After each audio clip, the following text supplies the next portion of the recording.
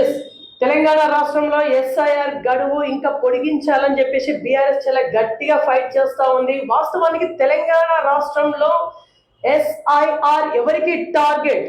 Yes, ఇది ముస్లింలకే target అని చెప్పేసి కొంత భిన్నాభిప్రాయాలు వ్యక్తం అవుతున్నటువంటి నేపథ్యంలో కరీంనగర్ జిల్లాకి రావడం జరిగింది. మనతోని బీఆర్ఎస్ పార్టీ సీనియర్ లీడర్, అలాగే తెలంగాణ మలిదశ నిఖార్సైన ఉద్యమకారులు, అలాగే సోషల్ యాక్టివిస్ట్ ఉన్నటువంటి సయ్యద్ నయీం గారు మనతో ఉన్నారు. వీరి నుంచి కొంత ఇన్ఫర్మేషన్ అందులో. నమస్కారం, బాగున్నారు?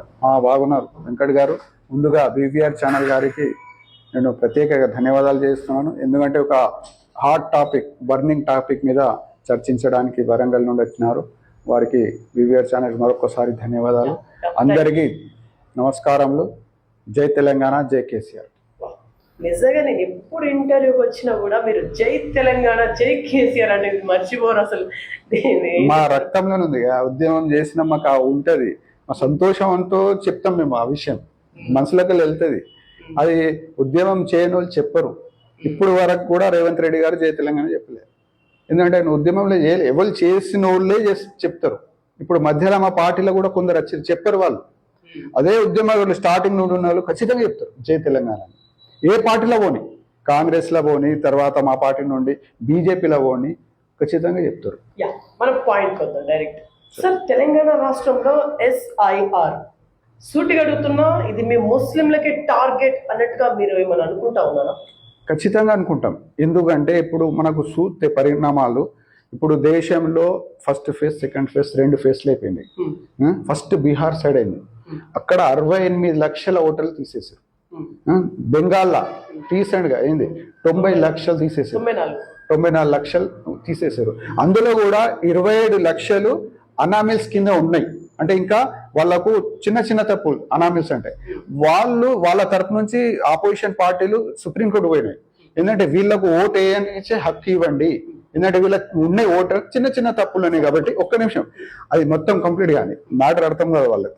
అయితే వాళ్ళు సుప్రీంకోర్టు ఏం తీర్పిచ్చిందంటే, మీరు ఇప్పుడే ఓటు వేస్తే ఏం ఫరక పడుతుంది, ఓటు వేయకుంటే ఏం ఫరక పడుతుంది, తర్వాత వేయచ్చుగా ఒక సుప్రీంకోర్టు చెప్తే అక్కడ వాళ్ళ ఓటు వేయలే.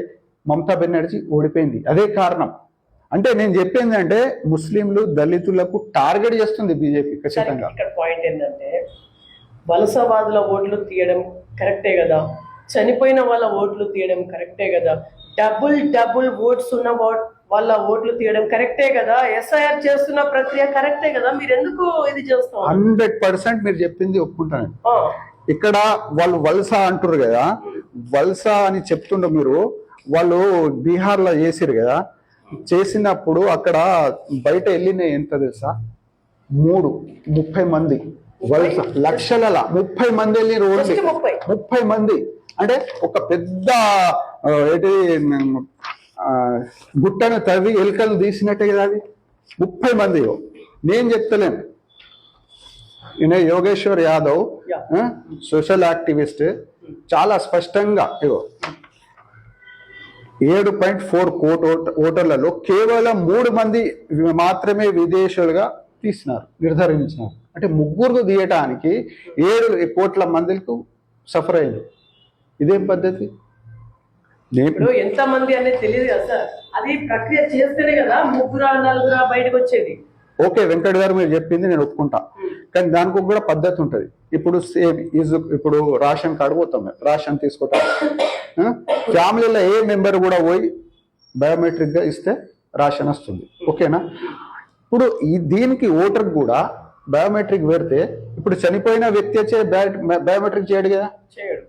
4,000 పోయి మీరు ఒక్కరు కూడా చేయరు కదా. అంటే ఒక్కలే చేస్తారు కదా. బయట విదేశాల నుండి వచ్చి కూడా ఎవరు చేయరు కదా. ఓటర్ మొత్తం కాదా కంప్లీట్ ప్రాసెస్ కంప్లీట్ కదా ఒకవేళ బయోమెట్రిక్ చేస్తే? కొందరికి డబుల్ త్రిబుల్ పోతాయి కదా. దీంట్లో పోతాయి, బయోమెట్రిక్ చేస్తే పోతాయి కదా అంటున్నా నేను. బయోమెట్రిక్ సిస్టమ్ వాడితే మీరు ఎందుకు వాడతలేరు? కానీ ఎస్ఐఆర్ అనేది మనకి చట్టం, అది ఎప్పటి నుంచో ఉంది. 1950s నుంచి ఉంది అది ఎస్ఐఆర్ అనేది ప్రక్రియ. నో ఎస్ఐఆర్ అనేది special intensive reason. First time వాళ్ళు ఇంతకు ముందు చేసేది ఇంటెన్సివ్ రీజన్ ఓన్లీ. ఎస్ఐఆర్ పెట్టలే. 2002లో జరిగింది ఏంటిది? ఇంటెన్సివ్ రివిజన్, సమ్మరీ రివిజన్ ఎప్పుడు కానీ చేసేది జరగలే. ఇంటెన్సివ్ రివిజన్ ఇది. అప్పుడు మనకు కంప్యూటర్ లేదు, ఆన్లైన్ లేదు, కంప్యూటర్ లేదు, ఓన్లీ మాన్యువల్ గా చేసిరు వాళ్ళు. ఇంటింటికి పోయి పేర్లు రాసుకున్నారు అందాజ మీద. ఇప్పుడు మీరు నిక్ నేమ్ కూడా చెప్పారు అప్పుడు. వెంకట్ మీ పేరు ఉంటది మొత్తంగా. మీ పేరు ఏంటి టోటల్? వెంకన్న రాథోడ్. మీ ఇంట్లో ఏం చెప్తున్నాడు? ఏ వెంకట్ అంటారు. దీంట్లో వెంకటే రాసుకున్నారు, మాన్యువల్ కదా. ఇంటికి వచ్చినప్పుడు వెంకట్ అని రాసుకున్నారు. ఏజ్ ఎంత ఉంటే అందాజతో చెప్పేసిరు. అదే రాసుకొని దానికే మైండెడ్ చేసి ఇప్పుడు అట్లనే ఉండాలి. మళ్ళీ 2006 లా మీ ఓటర్ల అంటే కుదురుతుందా? దీనికి కంపేర్ చేస్తారు వాళ్ళు. 2002లో ఎట్లుందో 2026 లిస్ట్ అదే సేమ్ ఉండాలంటారు. మరి అప్పుడు మీరు కంప్యూటర్ లేదు, మాన్యువల్ గా రాసిరు, ఎట్లా అంటారు? అది మీ తప్పు, ఎలక్షన్ కమిషన్ తప్పు అది. సరే, ఇప్పుడు ఏం సమస్యలు బయటకు వస్తా ఉన్నాయి? ఇప్పుడు ఏమేమి సమస్య 2002 లిస్ట్ దొరకడం జనాలకు కష్టమవుతుంది. ఎందుకంటే వాళ్ళు అన్ఎడ్యుకేటెడ్. లిస్ట్ వాళ్ళ దగ్గర వాళ్ళే బిఎల్ఓనే తీసుకొస్తారు కదా. బిఓలు చెప్తారు కదా. బిఓల దగ్గర 10th 7th పాస్ అయిన వాళ్ళు ఉంటారు. బిఓలు ఎడ్యుకేటెడ్ లేదు వాళ్ళకు మ్యాప్ ఎట్లా వాడాలి, 2002 లిస్ట్ ఎట్లా తీయాలి అవగాహన లేదు. వాళ్ళకు కూడా ట్రైనింగ్ కరెక్ట్ ఇయ్యలే. ఇప్పుడు చూస్తున్నా, ఇప్పుడు నా బూత్ నా ఏరియాలో 4 బిఎల్ఓస్ ఉంటారు. 2 నా హెల్త్ బాగలేదని పారిపోయారు, చేస్తలేరు. ఒక 2 వాళ్ళు యాక్టివ్ ఉన్నారు, వాళ్ళు ఎడ్యుకేటెడ్ ఉన్నారు, వాళ్ళే చేస్తారు. 2 పోయారు అంటే 2 పని వాళ్ళు చేయలేరు. మళ్ళీ ఇవాళ బిఎల్ఓ బూత్ వాళ్ళే చేయాలి, ఆమె సిగ్నేచర్ కావాలి. అదే ఇప్పుడు వాళ్ళందరూ ఇప్పుడు ఒక 1000-2000 ఓటర్స్ ఒక్క బిఎల్ఓ కింద ఒక 1000 ఓటర్స్ వస్తారు. వాళ్ళు బ్రేక్ అయినట్టే కదా. వాళ్ళ పరిస్థితి ఏంటిది? అటువంటి పరిస్థితులు ఏర్పడుతున్నాయి ఖచ్చితంగా. ఇప్పుడు మీ దగ్గరికి వచ్చిందా బిఎల్ఓ? వచ్చిర్రు.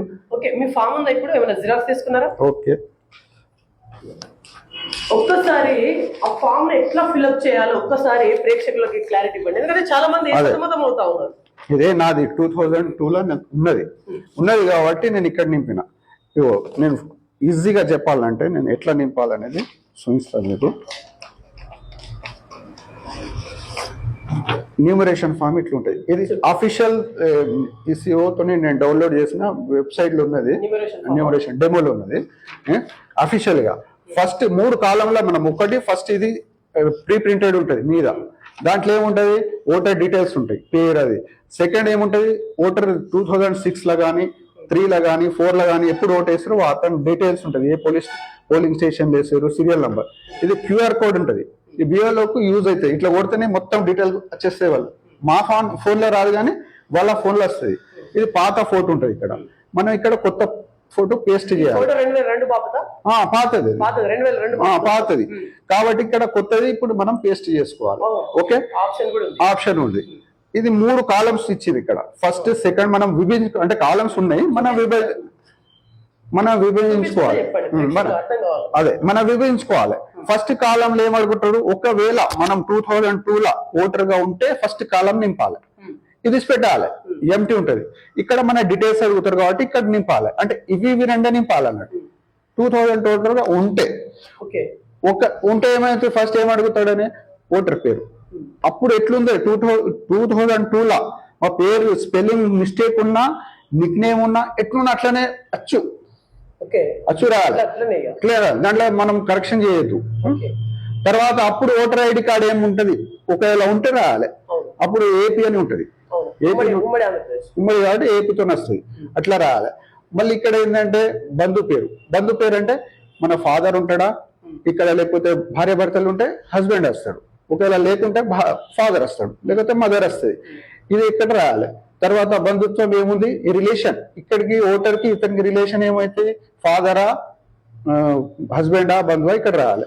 తర్వాత మన జిల్లా పేరు. మన ఇక్కడ స్టేట్ రావాలి. స్టేట్ ఏది? అప్పుడు ఉమ్మడి ఆంధ్రప్రదేశ్. అది ఏపీ రాసి బ్రాకెట్ క్లోజ్ చేసి తెలంగాణ రాయాలి. ఎందుకంటే ఇప్పుడు ఈసీ వాళ్ళు తెలంగాణనే రిలీజ్ చేసారు కాబట్టి తెలంగాణ స్టేట్ లో రాయాలి. మన కాన్స్టిట్యున్సీ ఏది? మన నియోజకవర్గం. అప్పుడు 2002లో ఎక్కడున్నాం అప్పటిదే రాయాలి, ఇప్పటిది కాదు, అప్పటిది రాయాలి. తర్వాత బూత్ నెంబర్. భాగం అంటే బూత్ నెంబర్ ఏది? Serial number. దాంట్లో సీరియల్ నెంబర్ కూడా ఇస్తాడు. బూత్ నెంబర్ ఎక్కడ తెలుసుకోవాలి? దాంట్లో 2002 లిస్ట్ మనం డౌన్లోడ్ చేసుకోవాలి ఫస్ట్. దేంట్లో? నెట్ లో డౌన్లోడ్ చేసుకోకుండా బిఎల్ఓ వాళ్ళు ఇస్తారా?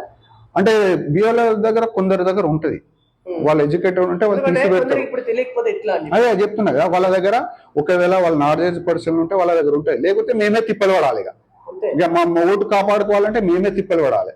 తిప్పలు పడి ఎవరైనా అదేదో వాళ్ళనే అడిగితే వాళ్ళు అంటే వాళ్ళకు చేయలేరా? సాల్వ్ ఎట్లా చేయదు, వాళ్ళకి నాలెడ్జ్ అంటే ట్రైనింగ్ ఇస్తారు కదా సార్. ట్రైనింగ్ ఇస్తారు, కానీ 10th ఫెయిల్ వాళ్ళకి ఎంత ట్రైనింగ్ ఇచ్చినా ఎక్కడి.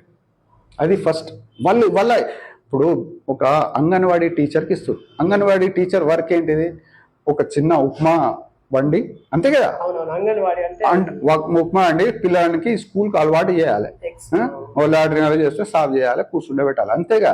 ఆమెకు తీసుకోపోయి ఇప్పుడు ఈ ఫామ్లు డిస్ట్రిబ్యూట్ చేయాలి, నింపరాకుంటే నింపాలి, మళ్ళీ ఫామ్లు కలెక్ట్ చేయాలి, మళ్ళీ దాంట్లో ఆన్లైన్ చేయాలి, ఆమె పోయి ఇంటికి పోయి ఆన్లైన్ చేయాలి. ఇన్ని 3 పనులు ఇచ్చారు వాళ్ళు. ఏం చేసిన వాళ్ళకి ట్రైనింగ్ ఉంటుంది, ఫస్ట్ వాళ్ళకి ట్రైనింగ్ ఉంటుంది, వాళ్ళు చేయగలుగుతారని నమ్మకం ఉంది కాబట్టి కదా వాళ్ళు ఎంటర్ అయింది. కానీ అసలే ఫెయిల్ అవుతారు కదా, మేము చూస్తున్నాం, మేము ఫీల్డ్ ఉన్నాం, మేము తిరుగుతున్నాం, మేము వాడగట్ల అందరు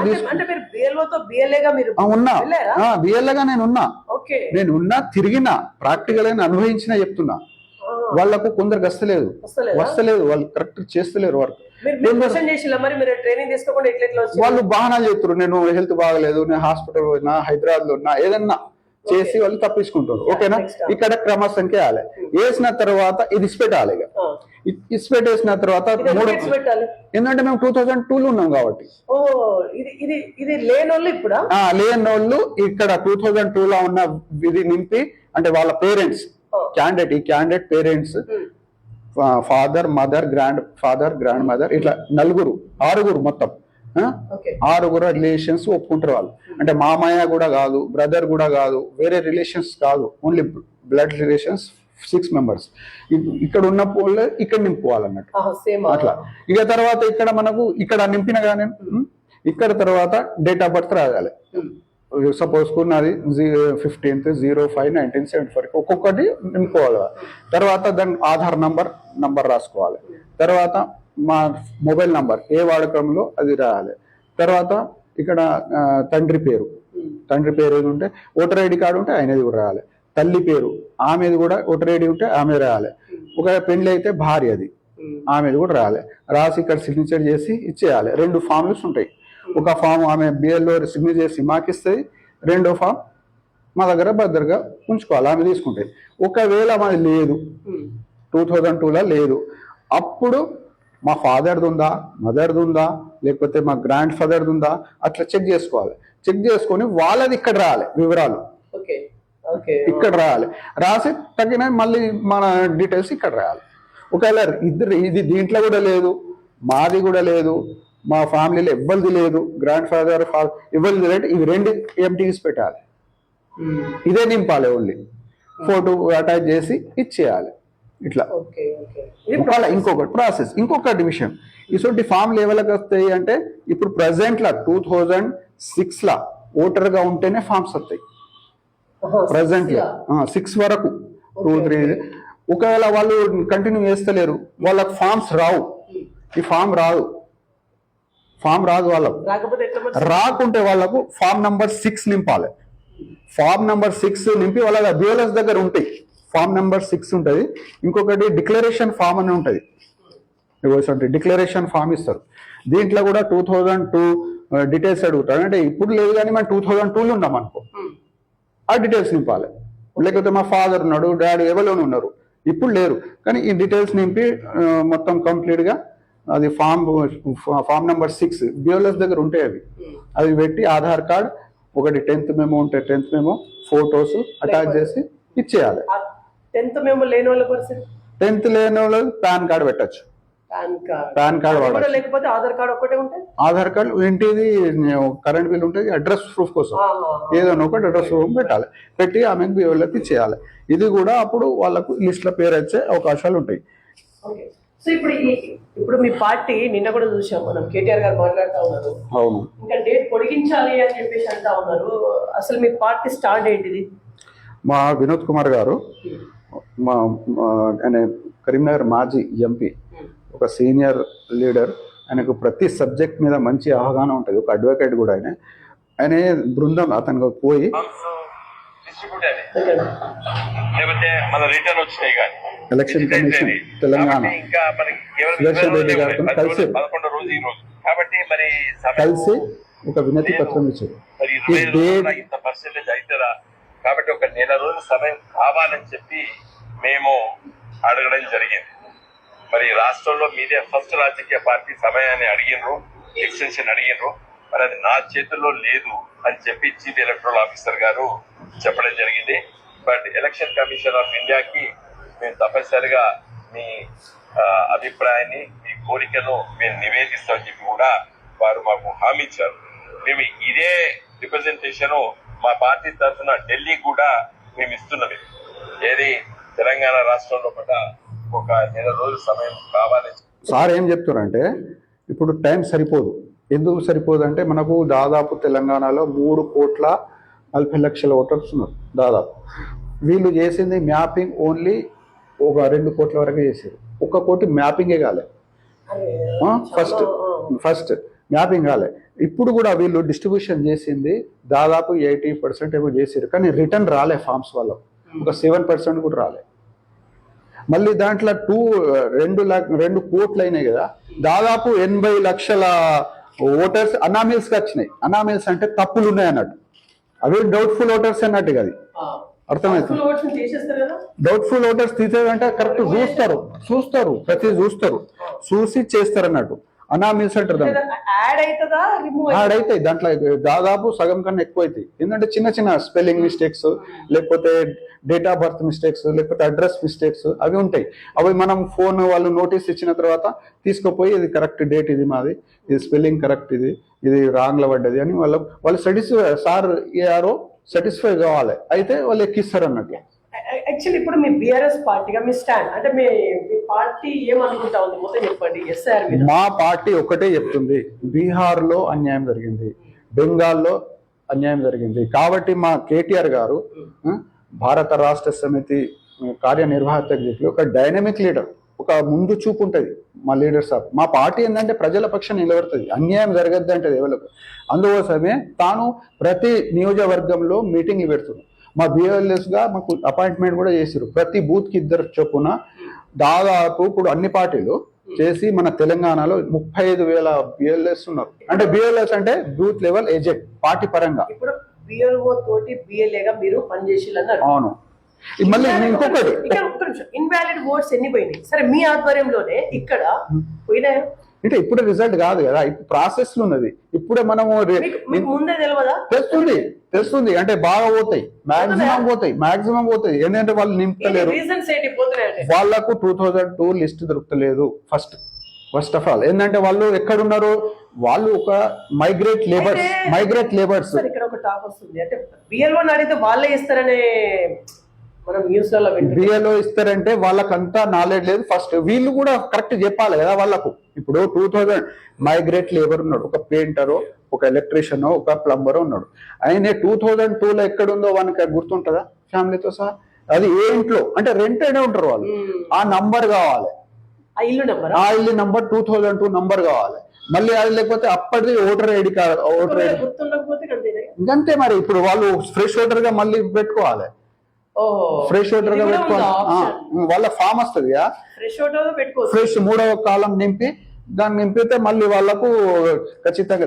ఈ బిఎల్ఎస్ కూడా స్టార్టింగ్ లా బీహార్ లా ఎస్ఆర్ స్టార్ట్ అయినప్పుడు ఆల్ ఇండియా పార్టీస్, రాజకీయ పార్టీలతో ఒక మీటింగ్ పెట్టారు ఎలక్షన్ కమిషన్.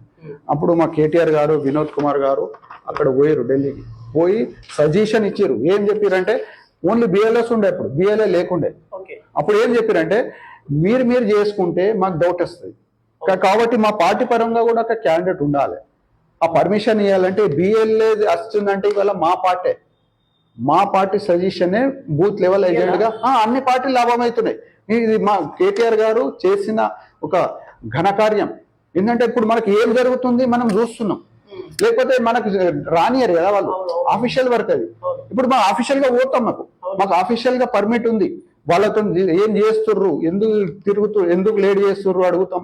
ఇది ఎందుకు తప్పు అయింది, ఎందుకు ఇది ఇవ్వలేదు, వీళ్ళకు యాడ్ చేయాలి అని చెప్తాం మేము. ఎందుకంటే మాకు పవర్స్ ఇచ్చారు. ఇది మా ఘనకార్యం, మా పార్టీది ఘనకార్యం. ఇది బిఎల్ఏగా ఇప్పుడు ఉన్నారంటే మా పార్టీ అది. బీఆర్ఎస్ పార్టీ అప్పుడు బీహార్లో జరిగినప్పుడు అక్కడ క్యాచ్ చేసిరు మన కేటీఆర్ గారు, ఇది దీంట్లో ఏమో కుట్ర ఉన్నదని. ఓవరాల్ గా సుప్రీం కోర్ట్ జడ్జిమెంట్ ఈ ఎస్ఐఆర్ మీద సుప్రీం కోర్ట్ యొక్క జడ్జిమెంట్ మీకు ఎలా అనిపించింది? సుప్రీం కోర్టు జడ్జిమెంట్ తీర్పులు ఎట్లా వస్తున్నాయంటే, వాస్తవంగా ఇప్పుడు ఒక పాతకాలంలో ఓటర్స్లు గవర్నమెంట్కు ఎన్నుకుంటుండే. ఓటర్స్ ఏం చేస్తుండే? గవర్నమెంట్ ఎన్నుకుంటుండే ఈ ఎమ్మెల్యే కావాలి మాకు, ఈ ఎంపీ కావాలి. ఇప్పుడు అట్లా లేదు, గవర్నమెంటే ఓటర్లు ఎన్నుకుంటుంది. ఇప్పుడు నువ్వు ఓటు వేయాలి, నువ్వు ఓటు వేయద్దు డిసైడ్ చేస్తుంది. దానికి సపోర్ట్ మళ్ళీ సుప్రీం కోర్టు చేస్తుంది. బాధ ఏంటంటే తీర్పులు ఒక ప్రజాపక్షంగా రావాలి, పేదల సైడ్ రావాలి. ఇప్పుడు మనం చాలా స్పష్టంగా బెంగాల్లో జరిగిన తీర్పు చాలా బాధాకరం, అందరు షాక్ తిన్నారు. ఒక 27 లక్షల ఓటర్స్ తరపున విపక్ష పార్టీలు సుప్రీంకోర్టు పోయినాయి, వీళ్ళకు ఓటు వేసే హక్కు ఇప్పియండి. ఎందుకంటే వాళ్ళు బంగ్లాదేశ్ చొరబడి నేను ఇప్పుడు చూపించిన మీకు. దీంట్లో చొరబడిందంటే సెంట్రల్ గవర్నమెంట్ ఎవరు ఉంది, వాళ్ళదే ఉంది. బార్డర్ లెవెల్ ఉంటారు, వీళ్ళే ఉంటారు. మరి వాళ్ళు ఎట్లా వస్తుర్రు? వీళ్ళే ఫస్ట్ దొంగలు అన్నట్టు. ఫస్ట్ మరి మీరే దొంగలు, ఫస్ట్ రాజకీయ నాయకులే దొంగలు. వాళ్ళకి ఎట్లా రానిస్తారు? మరి ఇక్కడ రానిచ్చి మళ్ళీ ఇక్కడ వాళ్ళకు సతాయించుడే ఇది అని నేను చెప్పేది ఏంటంటే, 27 lakhs ఓట్లు వేయటానికి ఆపింది సుప్రీంకోర్టు. ఇది అన్యాయం కదా? 27 lakhs అదే ఎఫెక్ట్ తోని అక్కడ మమతా బెనర్జీ ఓడిపోయింది, బీజేపీ గెలిచింది. అంటే బీజేపీ గెలవడానికి అన్ని పక్షాలు అంటే బీజేపీ ప్రభుత్వం అన్ని సంస్థలను గుప్పెట్లో పెట్టుకునేది. ఇది ఒక సాక్ష్యం. ఇది ఏంటంటే ఫస్ట్ ఎలక్షన్ కమిషన్కు ఎట్లా ఎన్నుకోవాలి ఆ సిస్టమ్నే మార్చేసింది. స్టార్టింగ్లో ఏముండే, ఒక జడ్జ్, సుప్రీంకోర్టు జడ్జ్ గారు, ప్రధానమంత్రి గారు, ఆపోజిషన్ లీడర్, ముగ్గురు కలిసి ఎలక్షన్ కమిషనర్ చీఫ్కు ఎన్నుకుంటుండే. కానీ వారి చట్టం మార్చేసారు. ఏం చేసారు? జడ్జ్ గారిని తీసేసారు. సుప్రీంకోర్టు జడ్జ్ గారిని తీసేసి ఒక సెంట్రల్ మినిస్టర్ని యాడ్ చేసుకున్నారు. అంటే వాళ్ళిద్దరే. ఇప్పుడు ఆపోజిషన్ లీడర్ది ఏం నడుతుంది? ఇద్దరు ఒకటైన తర్వాత ఈ గణేష్ కుమార్ గారు అట్లా నచ్చారు. ఏం చేస్తారు అంటే ఫుల్ సపోర్టింగ్ చేస్తారు. అందుకోసమే కుట్రలు జరుగుతున్నాయి. ఖచ్చితంగా ఇబ్బందులు అవుతాయి. ఓవరాల్లీ ఫైనల్లీ మీరేం చెప్పాలనుకుంటారా సార్? ఫైనల్ ఒకటే చెప్తున్నాం, ఫస్ట్ కేంద్ర ప్రభుత్వానికి రిక్వెస్ట్ చేస్తున్నాం. మా పార్టీ కూడా చేసింది. మేము కూడా ఒక కార్యకర్తగా, ఒక సిటిజన్గా, ఒక ఓటర్గా నేను ఒకటే చెప్తున్నాం, ఈ టైం సరిపోదు. ఒక 3 months పీరియడ్లో ఇవన్నీ కావు. ఫస్ట్ వర్షాకాలం. ఇప్పుడు బిఎల్లో సేమ్ వర్షం వస్తే ఆ ఇంట్లో కూర్చుంటే 100% పడుతుంది. 50 టార్గెట్ అంటే 50 చేయలేరా? ఇప్పుడు నార్త్ లా జరిగినప్పుడు నేను చూపిస్తాను. నేను చూపించేది మొత్తం పేపర్ అయితలేవు, వాళ్ళకి అయితే ఇది పేపర్లు వచ్చింది. 50-40 మంది ఆత్మహత్య చేసుకున్నారు నార్త్ లా జరిగినప్పుడు. ఇదే సేమ్ ఆత్మహత్య చేసుకున్నారు. మేము చేయలేమని పారిపోయారు, జాబ్ ఇసి పెట్టేసారు. ప్రెషర్ బాగుంటది వాళ్ళకు. ఇప్పుడు అందరు ఫోన్లు చేస్తారు, నాదేమైంది అంటే. ఇప్పుడు ఏంటంటే వీళ్ళు మళ్ళీ బీజేపీ అన్నట్టు కేంద్ర ప్రభుత్వం ప్రజలను, ఓటర్స్లను భయాందోళన గురి చేస్తుంది. ఏం చేస్తుందంటే, మీ ఓట్ హక్కు రాకుంటే మీ రేషన్ కార్డు కట్, మీ పాస్పోర్ట్ రెన్యువల్ కాదు, మీరు ఫస్ట్ ఇది అంటే అది రియాలిటీ కూడా. ఇప్పుడు వెస్ట్ బెంగాల్లో గవర్నమెంట్, బీజేపీ గవర్నమెంట్ అక్కడ రేషన్ కార్డులు కడిగేస్తుంది అఫీషియల్ గా కడిగేస్తుంది. ఇప్పుడు ఒక న్యూస్ మీరు చూడలేదా? ఇప్పుడు న్యూస్ వచ్చింది, ఒక పెద్ద విలేకరి, మీ లెక్కనే పెద్ద విలేకరి లేదు, లిస్ట్ లో పేరు రావాలి. ఫస్ట్ ఓటర్ లిస్ట్ లో పేరు ఉంటేనే నీకు రేషన్ కార్డు లో ఉంటది, లేకపోతే ఉండదు. అఫీషియల్ అది చేసేసింది అక్కడ. న్యూస్ లో కూడా వచ్చింది, నేను చూపిస్తా. ఏమొచ్చిందంటే, ఒక విలేకరి, మీ లెక్కనే అంటే పెద్ద ఇంకా విలేకరి అనే టీవీ, ఆయన పాస్పోర్ట్ అనే వాళ్ళ కొడుకు అమెరికాలో ఉంటే పాస్పోర్ట్ రెన్యువల్ పోతే రెన్యువల్ కాలే. అతను షాక్ అయ్యాడు. ఎందుకు కాదంటే, మీ ఓటర్ లిస్ట్లో మీ పేరు లేదని. అతను షాక్ అయ్యాడు. కోట్లు ఉన్నాయి. ఆయన పెద్ద విలేకరి, ఒక టీవీ నడిపిస్తాడు, ఒక ఛానల్. అంటే ఆయన షాక్ అయ్యి ఆయన ఈజీ తీసుకున్నాడు.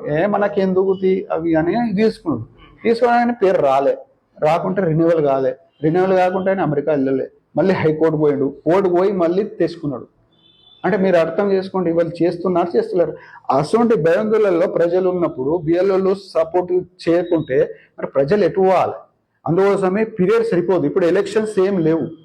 3 months పీరియడ్ ఇచ్చారు వీళ్ళు. అవును. డిస్ట్రిబ్యూషన్స్ చేసుడు, మళ్ళీ నోటిఫికేషన్స్ దానికి వచ్చుడు, మన ఫైనల్ అక్టోబర్ అంటారు లిస్ట్. అది 3 months సరిపోదు. మా పార్టీ పరంగా కూడా ఇప్పుడు మళ్ళీ ఢిల్లీకి పోతున్నారు మా పార్టీ. ఎంత extend చేయాలనుకుంటారు? కానీ 1 year చేయాలి, 2.5 ఉంది 1 year చేయాలి. జనాలకు ఇప్పుడు 7% కూడా 7% కూడా కావాలి. రిటర్న్ వస్తాలేమనే టాక్ అయ్యో. ఇన్ఫర్మేషన్ ఇది ఆఫీషియల్, ఇది ఎలక్షన్ కమిషన్ ఆఫీషియల్ వెబ్సైట్ నుండి డౌన్లోడ్ చేసిన రికార్డు. ఇది నిన్నటిదే 6 డేట్ చూడు. అవును. ఏముంది 6/7. దాంట్లో రికార్డులనే ఎన్ని పర్సెంట్లు ఏ డిస్టిక్ కి ఎంత పర్సెంట్ వచ్చింది మొత్తం డీటెయిల్. 7% కూడా రాలే మీకు ఫార్మ్స్. 100 7% రాలే. రిటర్న్ రాలే. డిస్ట్రిబ్యూషన్ అయినాయి దాదాపు, రిటర్న్ రాలే. రిటర్న్ ఇస్తలేరు ఎందుకంటే వాళ్ళకి 2002 రికార్డు ఎక్కడికి వెళ్ళాలి? రిటర్న్ బిఎల్ఎస్ రిటర్న్ రావాలి. వీళ్ళకి అందుబాటులో మళ్ళీ లేరు కదా, వీళ్ళు ఎక్కడికి పోయి ఇవ్వాలి మరి? వాళ్ళు బిఎల్ఎస్ ఎక్కడున్నారు ఫోన్ చేసుకొని పోవాలి. ఇప్పుడు ఎట్లా అంటే మా ఓటు ఫోన్ చేసుకొని పోవాలి. పరిస్థితి అట్లుంది. మా ఓటు మనం కాపాడుకోవాలి, లేకపోతే మాకు ఇబ్బందులు ఉంటాయి కదా తర్వాత. అట్లా చేసుకుంటే కూడా అక్కడ సక్సెస్ అయితే లేదు. ఏంటంటే జనాల దగ్గర రికార్డు దొరకలేదు, ఫామ్ ఎట్లా నింపాలి అది కూడా తెలుస్తలేదు. అందరి దగ్గర మేము ఇప్పుడు దాదాపు 4 పిల్లలను పెట్టుకొని నేను ఇక్కడ నింపిస్తున్నా, డైలీ నింపిస్తున్నా. 50 మందికి ఫామ్స్ ఇట్లా నింపిస్తున్నా. అంటే ఈ వాడ కాదు వేరే వాడ రోజు వస్తున్నారు, నింపిస్తున్నాం, మాకు హెల్ప్ చేస్తున్నాం.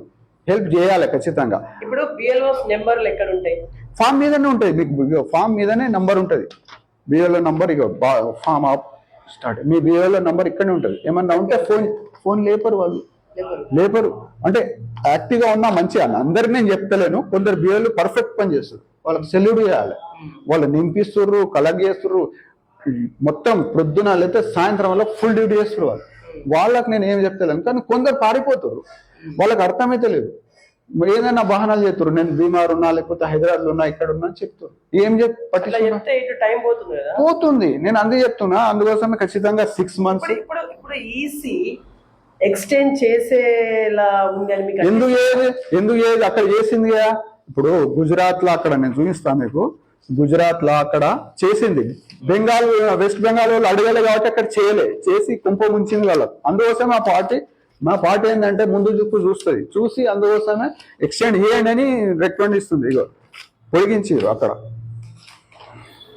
లక్షద్వీప్, ఛత్తీస్గఢ్, గోవా, గుజరాత్లలో సార్ గడువు వారం పొడిగి అక్కడ పెంచారు. ఇక్కడ కూడా పెంచుతారు. అందుకోసం మా పార్టీ పోతుంది ఢిల్లీకి. ఇక్కడ ఇచ్చారు, ఇక్కడ వీళ్ళ చేతిలో లేదని చెప్పేసారు ఇక్కడ వాళ్ళు. అంటే సుదర్శన్ రెడ్డి గారు ఇక్కడ మన చీఫ్ ఎలక్షన్ ఆఫీసర్, నా చేతిలో లేదు. అక్కడ జ్ఞానేష్ కుమార్ గారు అంటే ఇండియాకు చీఫ్ ఆయన దగ్గర అంటే మా నాయకులు పోతారు, వినోద్ కుమార్ గారు వాళ్ళందరూ. ఖచ్చితంగా మేము కూడా డిమాండ్ చేస్తున్నాం, ఒక కార్యకర్తగా, ఒక సిటిజన్ గా, ఓటర్ గా, ఒక ఉద్యమకారుడిగా నేను డిమాండ్ చేస్తున్నా. ఒక 1 year అన్న టైం ఇవ్వాలి. ఏంటంటే పేద ప్రజలు వాళ్ళ దగ్గర డాక్యుమెంట్స్ కరెక్ట్ లేవు. వాళ్ళ 1 year అంటే వేరే స్టేట్లకు కొందరు 3 నెలలు 4 నెలలు ఇచ్చారు, ఎక్స్టెండ్ చేసారు. అక్కడ కూడా చేసి సెట్ అవుతుంది. ఇంకొకటి అదొకటి. రెండో మన సూచన ఏంటంటే ఇప్పుడు దీంట్లో వాళ్ళు ఒకవేళ ఇంకొక విషయం ఏంటంటే నాకు వచ్చిన ఇన్ఫర్మేషన్, బిఎల్ఓలు వచ్చి ఫామ్ ఇచ్చి పోతారు, మళ్ళీ వాళ్ళు రిటర్న్ ఇస్తున్నారా లేదా అని బిఎల్ఓలు వాళ్ళకి ఫోన్ కూడా చేయట్లేదంట. ఏంటంటే వాళ్ళకు నింపాలి, వాళ్ళకి కలెక్ట్ చేయాలి, వాళ్ళ బిజీ వల్ల వాళ్ళు ఉన్నారు. మళ్ళీ ఫోన్ చేసే వరకు వాళ్ళకి టైం లేదు. మనమే ఫోన్ చేసుకోవాలి. ఇప్పుడు పరిస్థితి ఎట్లా అంటే మిత్రులారా, మన ఓటు మన బాధ్యత, మనం కాపాడుకోవాలి. వీళ్ళు మన ఓటు గించుకోవడానికే ట్రై చేస్తారు ప్రభుత్వాలు. ఇప్పుడు ఎక్కేయడానికి ప్రభుత్వాలు ట్రై చేస్తలేరు. ఇప్పుడు 11 డాక్యుమెంట్స్ ఇచ్చారు వాళ్ళు, ఈ డాక్యుమెంట్స్ పెట్టుకోవాలని. ఒకవేళ మీరు ఇప్పుడు న్యూమరేషన్ ఫామ్ లో మ్యాపింగ్ కరెక్ట్ అయింది, మొత్తం స్పెల్లింగ్ కరెక్ట్ ఉంది, అడ్రస్ కరెక్ట్ ఉంది అంటే మీ ఓటు ఎక్కుతుంది. లేకపోతే మీకు నోటీస్ వస్తుంది. నోటీస్ వస్తే ఏదన్నా 11 డాక్యుమెంట్స్లలో చూపించాలి ఒక డాక్యుమెంట్. ఆ డాక్యుమెంట్లలో ఎలక్షన్ కమిషన్ ఇచ్చిన డాక్యుమెంట్స్, పాస్పోర్ట్ ఒకటి, ఒకవేళ బర్త్ సర్టిఫికేట్, పాస్పోర్ట్ ఉంటే కూడా ఓకే, బర్త్ సర్టిఫికేట్ ఒకటి, లేదంటే శాశ్వత పర్మనెంట్ రెసిడెన్స్ సర్టిఫికేట్. ఇది లేదు మా తెలంగాణలో ఇయ్యరు, పర్మనెంట్ రెసిడెన్షియల్ సర్టిఫికేట్ ఇయ్యదు. మేము తెలంగాణ పర్మనెంట్ ఉండదు, ఒక 2 years 1 yearకి వస్తుంది. కానీ దీంట్లో ఇచ్చిరు వాళ్ళు. కాబట్టి దీని బదులు ఇక్కడ వాళ్ళు రేషన్ కార్డు ఇవ్వాలి, లేకపోతే ఓటర్ ఆధార్ ఆప్షనల్లో పెట్టారు వాళ్ళు. అంటే దాంట్లో లేదు, ఇంక్లూడింగ్ లో లేదు. 12వ నంబర్ ఉంది.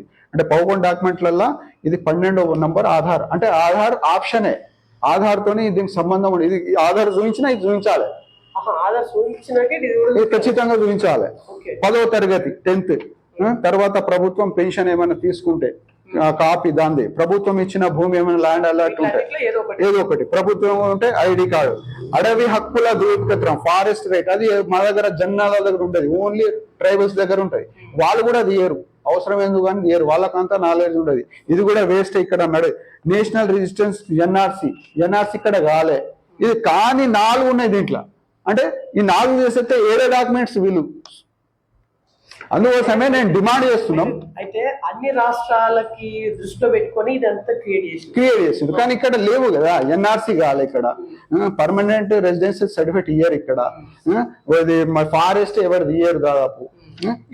ఇటువంటి 4 మనం పోయిన తర్వాత దీంట్లో మిగిలే 7 డాక్యుమెంట్స్. 7 డాక్యుమెంట్స్ లో కూడా పేద ప్రజలకు పాస్పోర్ట్ ఉండదు, 10th చదివారు, అది 2 పోయినాయి. 5 డాక్యుమెంట్స్ పర్మనెంట్ ఇస్తలేరు.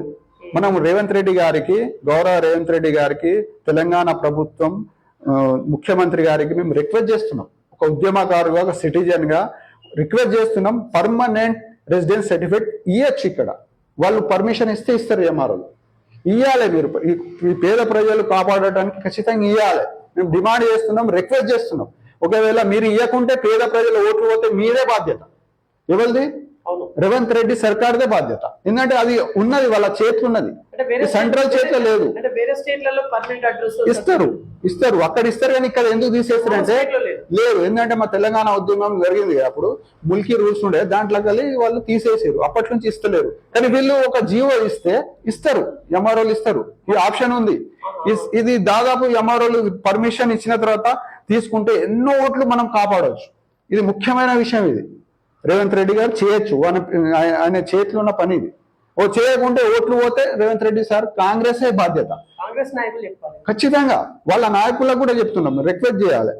ఇంకొకటి సెంట్రల్ గవర్నమెంట్ కి అది ఒకటి పాన్ కార్డు ఉన్నది, సెంట్రల్ గవర్నమెంట్ ఇస్తుంది. ఇప్పుడు ఇక్కడ మాకు 4 డాక్యుమెంట్స్ వేస్ట్ అవుతుంది. ఆధార్ ఒక్కటి చూపిస్తే సరిపోతుంది అని చెప్పేసి కూడా నేను విన్నాం బయట. ఆధార్ ఆప్షనే కదా, సుప్రీంకోర్టే చెప్పింది ఆప్షన్. ఇప్పుడు అట్లా అనుకుంటే పాస్పోర్ట్ కూడా ట్రావెలింగ్ డాక్యుమెంట్ అని చెప్పేసింది హోమ్ శాఖ. తెలుసా మీకు? పెద్ద ఇష్యూ నడుస్తుంది. అంటే మీకు సిటిజన్స్ ప్రూవ్ చేసే డాక్యుమెంట్ మీరు రిక్వెస్ట్ చేస్తున్నా 3 డాక్యుమెంట్స్ మీరు ఇంక్లూడ్ చేయొచ్చు. బండి సంజయ్ గారు పెద్ద మాట్లాడతారు. మీరు ఇక్కడ ఒక కేంద్ర మంత్రి ఉన్నారు, ఈ 3 డాక్యుమెంట్స్ మరి ఇంక్లూడ్ చేయండి. పాన్ కార్డ్ సెంట్రల్ గవర్నమెంట్దే, డ్రైవింగ్ లైసెన్స్ కూడా ఇప్పుడు సెంట్రల్ గవర్నమెంట్ తోనే ఇష్యూస్ అవుతున్నాయి. అదొకటి, రేషన్ కార్డ్ స్టేట్ గవర్నమెంట్. ఈ 3 డాక్యుమెంట్ నేను ఇప్పుడు గరీబుల దగ్గర ఉండే డాక్యుమెంట్స్ ఇవే యాడ్ చేయించచ్చు కదా. స్టేట్ గవర్నమెంట్ కూడా ఒకటి అది ఇస్తే బెటర్.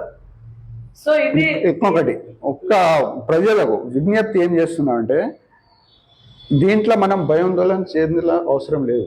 ప్రభుత్వాలు వస్తుంటాయి పోతుంటాయి, వాళ్ళు పాలసీలు తీస్తుంటారు. కానీ పాలసీలలో ఏమన్నా ప్రాబ్లం ఉంటే ఖచ్చితంగా గలం విప్పాలి. అది మా బాధ్యత, ప్రతి పౌరుని బాధ్యత. ఎందుకంటే మేము మా హక్కు, ఇది మా దేశం, మేము మా పౌరులం. మేము వాళ్ళకు బానిసలం కాము, వాళ్ళు సర్వెంట్లు, వాళ్ళు పనిచేయాలి. కానీ వాళ్ళు ఇప్పుడు ఏం చేస్తారంటే ఎలక్షన్స్ అప్పుడు ఒక మాట చెప్తారు, వచ్చిన తర్వాత అధికారంలో ఇంకొక మాట ఉంటుంది. ఇప్పుడు మా ఓట్లతోనే గెలిచి అధికారంలో వచ్చి మీద మా ఓటర్ చూపించు, నువ్వు నరేంద్ర మోడీ దగ్గరనే సర్టిఫికేట్స్ లేవు. ఎట్లా చెప్తారు మీరు? మొత్తం మీడియాలో ప్రచారం, అందరూ తెలుసు. ఏం 2 బర్త్ సర్టిఫికేట్ ఉన్నాయి నా దగ్గర, మనం చూస్తలేమా? న్యూస్ అందరు ఓపెన్ సీక్రెట్, అది అందరు తెలిసిన విషయమే. అంటే వాళ్ళ దగ్గర కరెక్ట్ డాక్యుమెంట్స్ ఉంటాయి, వేరే వాళ్ళ డాక్యుమెంట్స్ అడుగుతారు. ఇప్పుడు ప్రజలకు ఇబ్బంది పెట్టే చర్య ఇది. కానీ ప్రజలకు ఒకటే విషయం చెప్తున్నా, మన మంచి కోసం ఇప్పుడు ఓటు హక్కు మనం కాపాడుకోవాలి. కాబట్టి అది సమయం ఎంత ఇచ్చిరో ఆ ప్రభుత్వం, ఆ టైంలో మీరు బిఎల్ఏ దగ్గర వచ్చి, బిఎల్ఏలు సహకరించకుంటే బూత్ లెవెల్ ఏజెంట్ అంటారు. పార్టీ పరంగా, ఏ పార్టీ పరంగా, ఇప్పుడు బీఆర్ఎస్ లో కావచ్చు, కాంగ్రెస్ లో కావచ్చు, బీజేపీలో కావచ్చు, ఎంఐ ఉంటారు. వాళ్ళ దగ్గర పోయి వాళ్ళ హెల్ప్ తీసుకోండి. ఫామ్స్ ఎట్లా నింపాలి తెలుసుకొని ఈ ఫామ్ ఎన్యూమరేషన్ ఫామ్ ఒకవేళ ఇవ్వకుంటే మా ఓటు రాదు, అది 100% గ్యారంటీ. ఆ ఫామ్ వాళ్ళకి రిటర్న్ ఇవ్వకుంటే. కొందరు ఏంటంటే ఆన్లైన్లో చేస్తారు. ఓకే, ఆన్లైన్లో చేసిన తర్వాత కూడా దాంట్లో సబ్మిట్ అయిన సక్సెస్ఫుల్ అని వస్తుంది. అది డౌన్లోడ్ చేసి జిరాక్స్ తీసి మళ్ళీ బిఎల్ఓకి ఇవ్వాలి. ఇవ్వాలా? ఇవ్వాలి, లేకపోతే ఆన్లైన్ సక్సెస్ ఆన్లైన్ లో సక్సెస్ఫుల్ అన్నాక అంతే కదా, clear కాదు information కాదు ఉంది. కాదు అదే కదా అక్కడ మిస్టేక్ అవుతుంది. అది డౌన్లోడ్ చేసింది జిరాక్స్ తీసి బిఎల్ఓ దగ్గర పోయి సిగ్నేచర్ చేసి ఇస్తుంది మాకు. మళ్ళీ ఆమె యాప్ లో పోయి దానికి అప్రూవల్ చేస్తుంది. ఓకే. ఆమె యాప్ పోయి అప్రూవ్ చేస్తేనే అప్పుడు సక్సెస్ అవుతుంది. బిఎల్ఓ మొత్తం కింగ్ బిఎల్ఓ ఉన్నది. మన ఓటు కాపాడాలంటే బిఎల్ఓ ఖచ్చితంగా కింగ్, ఇక్కడ కింగ్ మేకర్. కాబట్టి ఆన్లైన్ చేసినా ఆఫ్లైన్ చేసినా బిఎల్ఓతోనే అవుతుంది. వాళ్ళకి సబ్మిట్ ఇవ్వాల్సిందే, ఖచ్చితంగా సబ్మిట్ చేస్తుండే. జనాలు ఏమనుకుంటారంటే నాది మ్యాపింగ్ అయిపోయింది, ఈ ఫామ్ నింపకుంటే ఏమైతే ఆన్లైన్ కూడా అయిపోయింది, బిఎల్ఓతో సంబంధం ఏంటి అంటే మీ ఓటు గల్లంతే, ఇక మీ ఓటు రాదు, అది 100%. ఇగో అంటే ఇప్పుడు ఇక్కడ చాలా మందికి సగం నాలెడ్జ్ ఉండేవాటి ఇదంతా చాలా ఓట్లు మిస్యూజ్ అయ్యే అవకాశం కూడా ఉంది. ఇది చిన్న చిన్న మిస్టేక్లు అయితేనే పోతుంది. చాలా ఓట్లు ఇప్పుడు కొందరు ఏంటంటే మేము మ్యాపింగ్ చేసేసినాం ఆల్రెడీ, ఈ ఫామ్ నింపితేంది నింపకుంటే అనుకుంటారు. తప్పు, అది 100% తప్పు. నువ్వు మ్యాపింగ్ చేసినా చేయకపోయినా ఎన్యూమరేషన్ ఫామ్స్ ఉన్నదిగా, ఇది ఖచ్చితంగా నింపాలి, హ్యాండ్ ఓవర్ చేయాలి. ఆమె ఒకటి సిగ్నేచర్ ఇస్తుంది, అప్పుడు ఇంకొకటి ఆమె ఉంచుకుంటుంది. ఆమె కూడా అప్పుడు ఆన్లైన్ చేస్తుంది. ఒకవేళ మేమే ఆన్లైన్ చేసుకుంటే దాంట్లో సక్సెస్ఫుల్ సబ్మిటెడ్ అని వస్తుంది. దానికి చేసి అంటే డౌన్లోడ్ చేసుకొని జిరాక్స్ తీసుకొని బిఎల్ఓకి ఇవ్వాలి. ఇస్తే ఆమె సిగ్నేచర్ చేసి ఇస్తుంది. అది పెట్టుకోవాలి మన దగ్గర. ఆమె యాప్లో పోయి దాన్ని కొడుతుంది, కొట్టి ఆమె దానికి అప్రూవల్ చేస్తుంది. అప్పుడు మీది సక్సెస్ అవుతుంది. మిమ్మల్ని అప్రూవల్ చేయాలి, తప్పది. కింగ్ మేకర్ ఇక్కడ బిఎల్ఓనే, బూత్ లెవెల్ ఆఫీసర్. చాలా మంది ఆన్లైన్ లో సక్సెస్ఫుల్ వాళ్ళు అనుకుంటారు, అది వాళ్ళు మోసపోతారు. తర్వాత ఇన్వాలిడే. మరి బిఎల్ఓ అప్రూవల్ చేయకుంటే ఆమె ఫామ్ మీద అది ఆన్లైన్ ప్రాసెస్ అంటే ఫామ్ నింపేసినాం సక్సెస్ఫుల్,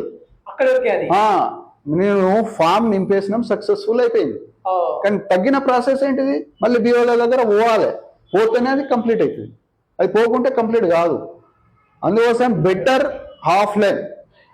ఆన్లైన్ ఎవరికి విదేశాలలో ఉన్నారు, ఇప్పుడు రాలేడు, లేకపోతే వేరే స్టేట్లు ఉన్నారు, వాళ్ళు అక్కడి నుంచి చేసి వాళ్ళ తల్లికో తండ్రికో వాట్సాప్ లో ఇస్తారు, నేను చేసేసిన ఈ బిఏలోకి ఇచ్చేయంటే వాళ్ళు తీసుకొని జిరాక్, ఇగో మా కొడుకు అక్కడ ఉన్నాడు చేసిండంటే అది పద్ధతి.